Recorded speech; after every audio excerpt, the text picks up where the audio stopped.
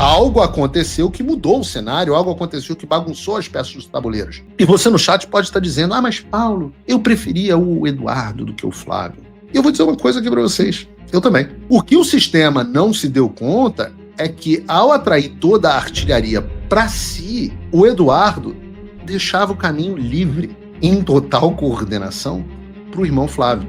Eles realmente não viram essa chegando, e por isso que eles foram pegos genuinamente de surpresa. Quando eu digo o sistema aqui, a quem que eu me refiro? Né?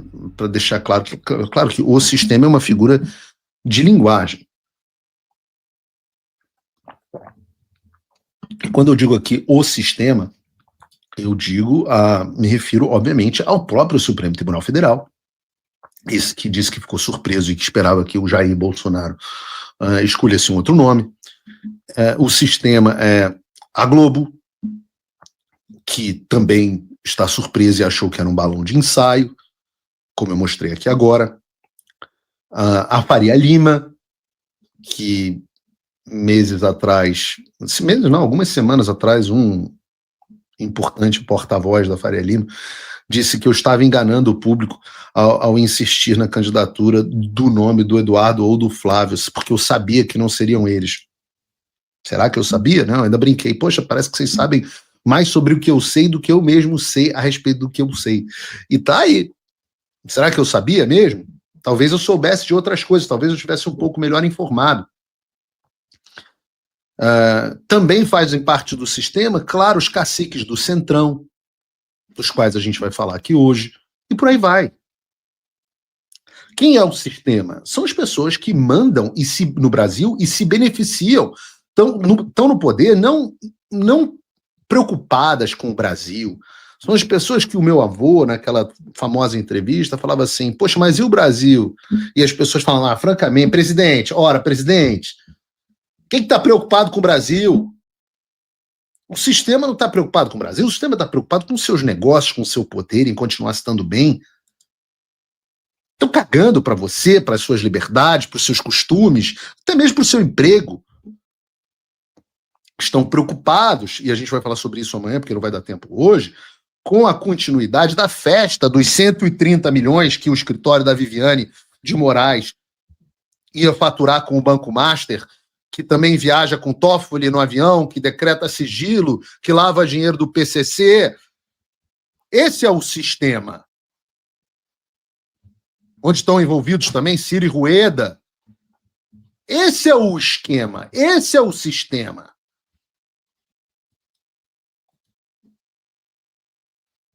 Essa casta, essa manutenção dos privilégios, esses caras que vivem com o dinheiro público custando mais do que qualquer corte real. E eles estavam absolutamente confiantes nesse plano. Veja que todos eles diziam, nós temos que deixar o capitão indicar, temos que ir, vamos onde Bolsonaro mandar. Bolsonaro mandou, nós faremos. Era confiança. Meu candidato é o candidato do Bolsonaro. A direita precisa se unir. Vocês estão acostumados com gente que não sabe fazer estratégia. Vocês estão acostumados com gente que não sabe fazer estratégia. Eu sempre digo isso. Era a certeza. Outro dia eu vi o Pavinato sendo entrevistado e falaram assim, não, Paulo Figueiredo disse que o Bolsonaro não tinha condições de indicar o nome. Isso vale só para o Tarcísio ou vale para qualquer outro? Eu falo assim, ora, não precisa ser muito inteligente para entender que um refém não tem liberdade para indicar alguém que faz parte dos seus algozes.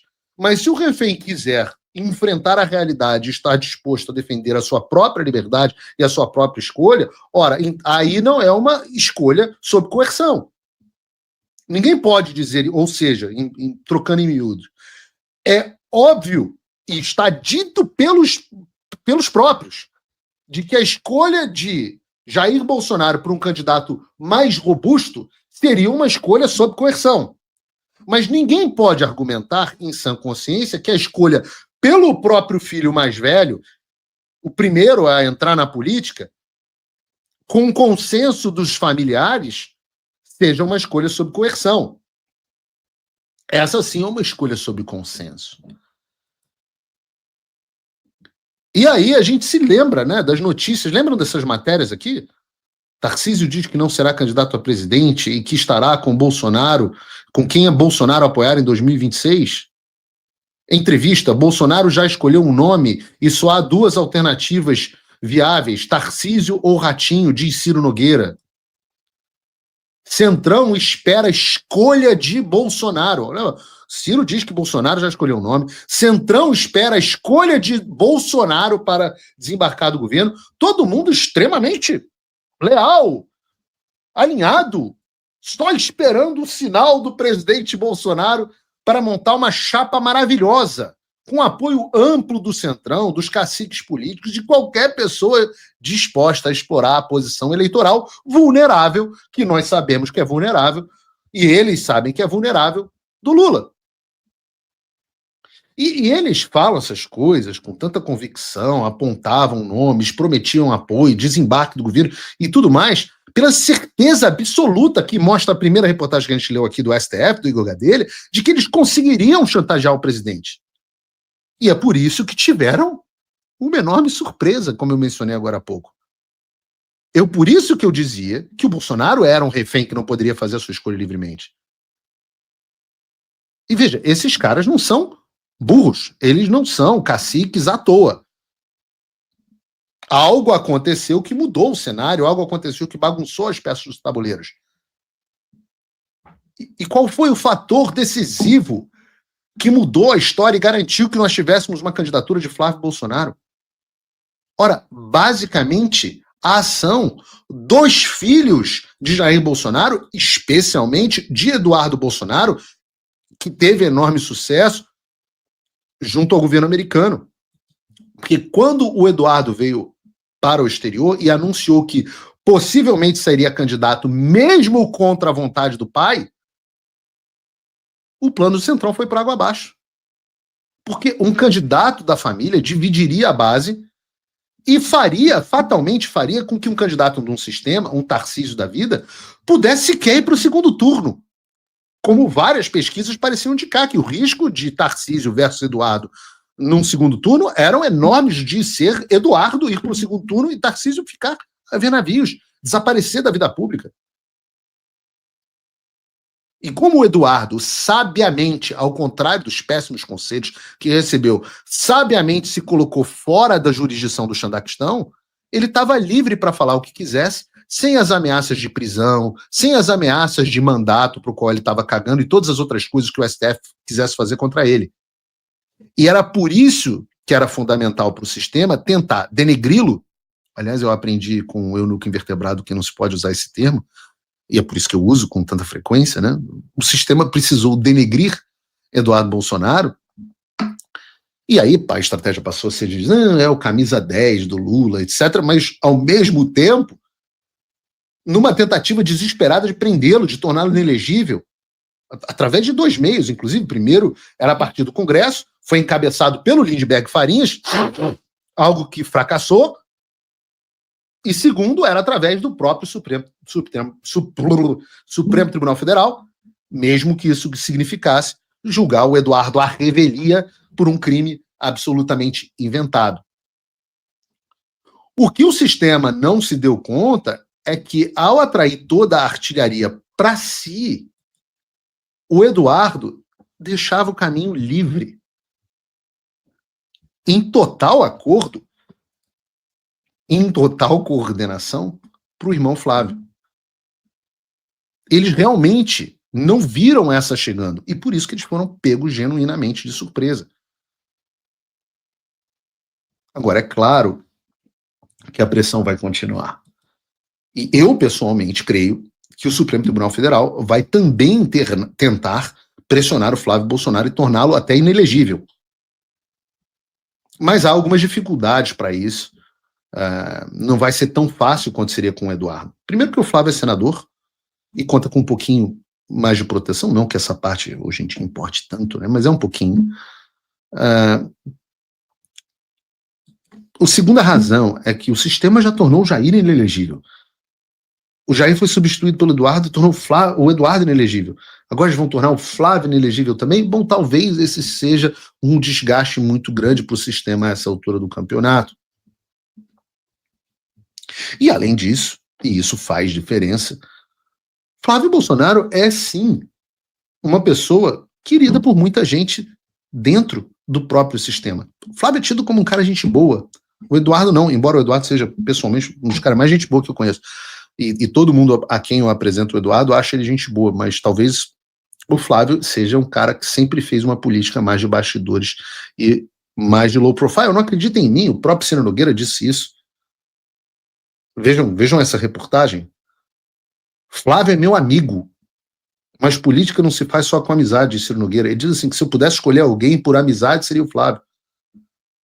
Isso não é só no Congresso, aliás, não, tá? No próprio STF, acredite se quiser, há ministros que sempre acharam o Flávio o filho sensato. Na própria imprensa, no sistema, estou falando aqui do sistema, né? Até na própria imprensa, até na própria Globo, o Flávio é tido como o que tem dos Bolsonaro a melhor relação com eles. Uma apresentadora famosa do Globo News disse, eu adoro o Flávio. Flávio é o melhor dos irmãos disparado. Grande apresentadora da Globo News. E é por isso que é evidente que isso foi feito de forma alinhada e que o Eduardo aceitou de ótimo grado abrir caminho para o irmão. Porque isso aqui não se trata de vaidade. Isso aqui não se trata de projeto pessoal, é o oposto. Muita gente ficou dizendo, o Eduardo está contrariando o pai porque é um projeto pessoal. Olha, vejam que absurdo. O Eduardo está querendo trazer para ele todo o holofote, está querendo se aproveitar do espólio político do pai. Enquanto isso, o Eduardo planejava que o irmão fosse o candidato. Eduardo abriu mão do mandato, abriu mão da reeleição, abriu mão da vida dele no Brasil, abriu mão da eleição para o Senado, para garantir que nós tivéssemos um candidato verdadeiramente bolsonarista viável. E essa é a jornada, é você receber pedrada, injustiça, apanhar e continuar resiliente fazendo o que é certo. Esse é o caminho e é por isso que Eduardo tem tanto da minha admiração. E você no chat pode estar dizendo, mas Paulo, eu preferia o Eduardo do que o Flávio. E eu vou dizer uma coisa aqui para vocês. Eu também. Eu gosto do Flávio, mas realmente o Eduardo é uma pessoa ímpar. Assim, difícil eu ter mais elogios do que eu tenho o Eduardo. Mas na vida, a gente tem que jogar sempre com as opções existentes. E eu vou te dizer aqui que eu estou extremamente satisfeito com o Flávio para representar a minha visão de Brasil na disputa de 2026. E não pense que eu não vou falar sobre disputa. Eu vou falar. Claro que eu não sou idiota. Mas Paulo, eu preferia a Michelle, o melhor era a Michelle. E eu pergunto para essas pessoas, com base em quê? Eu gosto muito da Michelle, ela é muito gentil comigo e eu acho, tenho assim, admiração por ela, acho ela uma figura muito, muito bacana, né? Obviamente nós dois somos evangélicos, embora de vertentes diferentes, mas eu pergunto a você, eu não conheço a Michelle o suficiente para emitir um juízo e uma opinião. Como é que você tem essa capacidade? O que você sabe sobre a trajetória política da Michelle? Sem desmerecê-la, mas por que ela é melhor do que o filho mais velho, o primeiro a entrar na política? Eu vou dizer, não tem nenhum desmerecimento aqui a Michelle, eu acho que eu fico feliz que ela tenha boa participação, tem tudo para ter uma boa trajetória, ser eleita ao Senado, mas ser a candidata mais simpática ou com mais simpatia não significa que está pronta para segurar uma campanha presidencial, que é algo dificílimo. É algo que exige articulação, é algo que exige experiência, é algo que exige capacidade de comunicação e de mídia, algo ao qual a Michelle nunca foi submetida. Isso não é um jogo para quem começou agora, não é. A gente está aqui na Champions League. Ai, mas, Paulo, o Flávio tem teto de vidro. Ai, eu falei, por quê? Ai, a rachadinha. Fala, pelo amor de Deus, o sujeito foi absolvido, o caso foi arquivado em todas as instâncias possíveis. Até quando isso, meu Deus? Alguém acha o quê? Que o sistema, esse sistema que está sendo fodido pelo Flávio Bolsonaro, atuou para proteger o próprio Bolsonaro? Vocês não acham, tem alguma dúvida de que ele teria sido perseguido implacavelmente até o fim? Nem mesmo o Renan, não o Renanzinho filho, o Renan Bolsonaro, mas o Renan do Movimento Bumbum Livre, nem ele é burro o suficiente para de fato acreditar nisso. Então quem que diz que tem rachadinha? A Globo? Esse é o seu critério? Você acredita que o Flávio Bolsonaro é corrupto porque a Globo diz que ele fez rachadinha? Isso é um paradigma na vida. Qual o indício? Ah, mas ele comprou uma casa não sei aonde. Eu falo assim, realmente não devia nem ter comprado, mas o fato é que o Flávio tem a vida empresarial dele. Sempre teve, aliás, quando eu conheci o Flávio, ele tinha a vida empresarial dele, como advogado, inclusive, e não está nada de errado ganhar dinheiro. Eu estava vendo aqui o Rick Scott, que é o senador que eu tenho enorme admiração, um puta aliado do Brasil. O Rick Scott é um dos 5 membros, ou o 7º membro mais rico do Senado americano. E ele é político há uma cacetada de tempo. Como é que ganhou dinheiro? Ganhou legalmente. Se você tem 2 formas de você ganhar dinheiro. Ganhar dinheiro igual a Viviane Bastos de Moraes e o Alexandre de Moraes, e você ganhar dinheiro legalmente. E claro que oportunidades se apresentam a você quando você tem uma posição de destaque. Se for legal, tudo bem. Se for ilegal, existe alguma ilegalidade, alguma corrupção do caso do Flávio Bolsonaro? Eu nunca vi. Se nós virmos, se aparecer, bom, aí a gente muda de opinião e sai fora. Mas hoje, qual é o seu critério? É a Globo? O seu critério é a avaliação da Globo?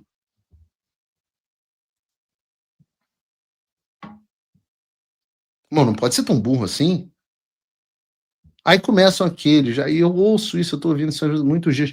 Ai, mas ele tem muita rejeição. Eu falei, tem muita rejeição. Onde foi que eu ouvi essa história antes? Eu tenho idade para me lembrar de ter ouvido essa história antes.